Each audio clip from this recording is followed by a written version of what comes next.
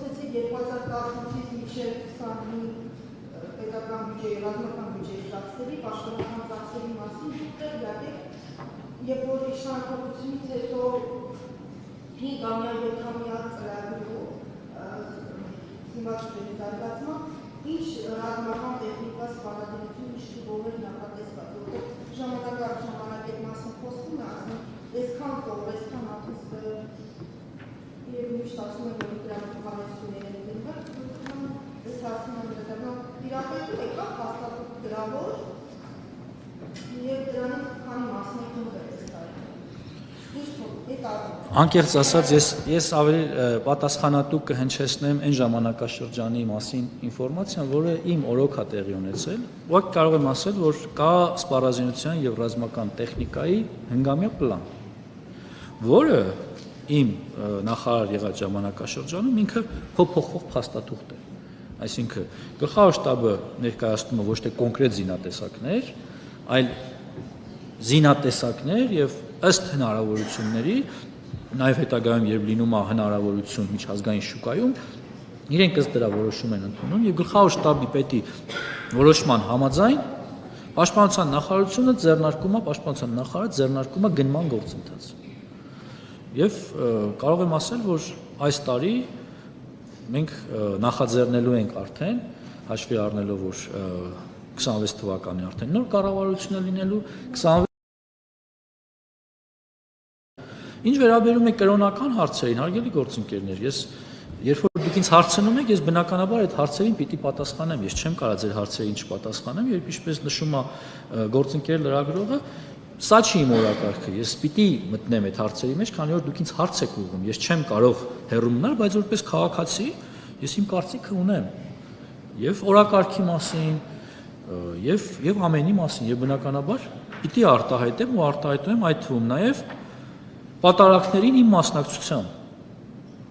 Սա իմ քաղաքացիական դիրքորոշումն է, որը ես հրապարակարարորեն արտահայտում եմ իմ մասնակցությամբ։ Եթե այլ մանրամասներ են հուզում, ես կարող եմ նաև գնահատականներ հնչեցնել, բայց քանի որ այսօր պաշտպանության նախարարի ասուլիսն է, ես կարծում եմ դրա տեղը չի եւ հարիր է, որ մենք խոսանք մեր հիմնական խնդիրների մասին։ Եվ քանի որ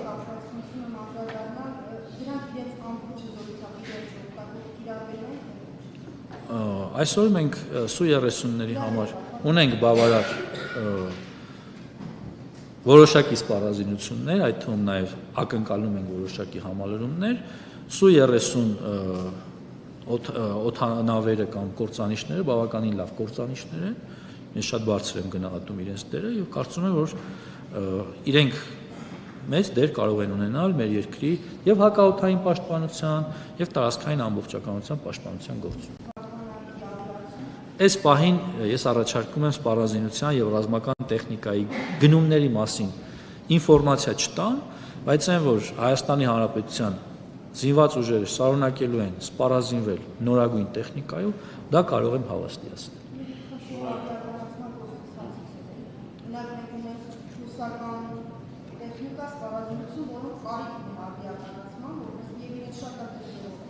Հարգելի գործընկերներ, այն որ մենք նորագույն տեխնիկա ենք ձեռք բերում ու նաև փորձում ենք, որ դա լինի ժամանակակից, այդ թվում նաև նատոական ստանդարտների սպառազինություն, բայց սա չի նշանակում, որ մենք հրաժարվել ենք նախկինում ունեցած մեր սպառազինությունից։ Մենք շարունակում ենք դրանք թարմացնել, մենք շարունակելու ենք դրանք ադապտացնել նոր սպառազինության հետ, որովհետև դա մեր ունեցած ռեսուրսն է եւ բնականաբար արդիականացումը իր հերթին կարող է ունենալ մեծ նշանակություն, սա իրենց արժեք է ներկայացնում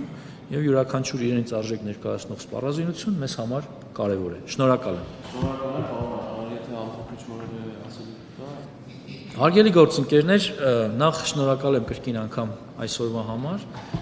այսօր պաշտպանության նախարարի ամփոփիչ տարեկան մամուլի ասուլիսներ, կարծում եմ ասուլիսի ընթացքում թե իմ կողմից նախաբանում հնչեցված մի շարք կարևոր հայտարարություններ էական են, որպեսզի մեր հասարակության սեփականությունը դառնան եւ նաեւ ձեր կողմից հնչեցված մտահոգություններին հնչած պատասխանները նույնպես շատ կարեւոր եմ համարում եւ ակնկալում եմ, որ 2026 թվականին մենք կշարունակենք համատեղ արդյունավետ աշխատանքը եւ ուզում եմ արդից օգտվելով հաջողություն մաղթել ձեզ 2026 թվականին ձեր լրագրողական պրոֆեսիոնալ գործունեության ընթացքում։ Շնորհակալ եմ։